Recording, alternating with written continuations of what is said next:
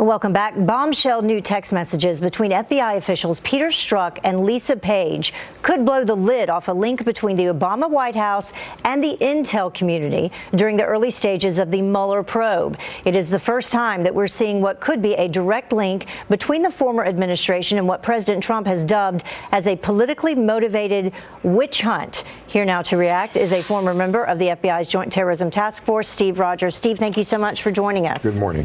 So, before we get to these texts, we have this newest information that came out yesterday. Attorney General Jeff Sessions saying that he's not going to appoint a second special counsel. Do you agree with that?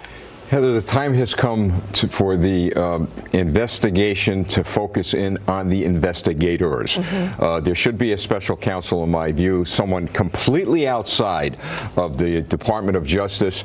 From the time Robert Mueller was appointed, I could tell you that law enforcement practitioners across the country actually believed that that entire investigation was going to be compromised, and it was.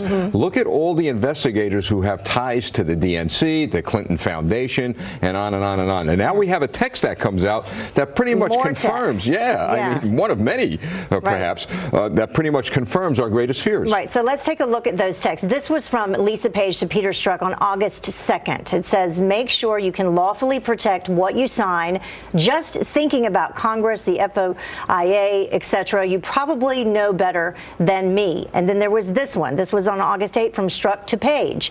Internal Joint Cyber CD Intel piece for D, which is Comey. Scene setter for McDonough. Brief trainer, who was head of FBI Cyber Division, directed all cyber info be pulled. I'd let Bill and Jim hammer it out first, though it would be best for D, again, that's Comey, to have it before the Wednesday White House session. And then finally, we have Strzok to Page on August 30th, where she says, here we go. Harry Reid cites evidence of Russian tampering in U.S. vote and seeks FBI inquiry. New York Times article attached. And then Page responds, D said at AM briefing that Reid called him and told him he would be sending a letter. So all of this, the bottom line is, is this coordination between the Obama White House and the FBI at the time?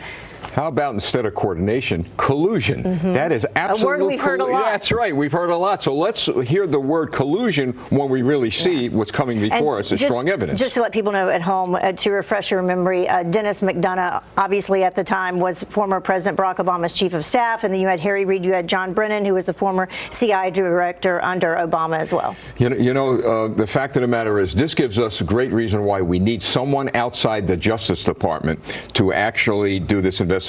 I heard Representative King earlier say on Fox, talked about the Knapp Commission. There needs to be a commission like that of judges and former prosecutors not connected to the federal government at this point in time to run a full-scale investigation on the investigators and the investigation that Mueller is now proceeding with. So the movement that Jeff Sessions did make was to have this person, Huber is his last name, and he's been investigating, I think since November. Well, I heard the guy's a pretty good guy. He's a good individual when it comes to these investigations. Appointed by Obama, reappointed by President Trump. Exactly. We go right back to the beginning where we have a former Obama appointee, someone connected to the Department of Justice.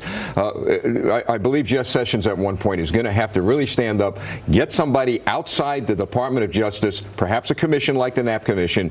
There's where you'll see a real fair and comprehensive investigation. Someone who's not afraid to investigate the investigators. Right, someone who doesn't have to investigate their own boss. Well, exactly. This is why law enforcement agencies, Heather, across the country, when like in local police departments, there's an alleged crime or something on behalf of a police officer, they go outside the department. The cops should not be investigating the cops. There'll always be a problem regarding a possible compromise of that investigation. All right, we'll see what happens next. Steve Rogers joining us live this morning. You're welcome. Thank you. You're welcome. Well, the time now is about 18 minutes after the top of the hour.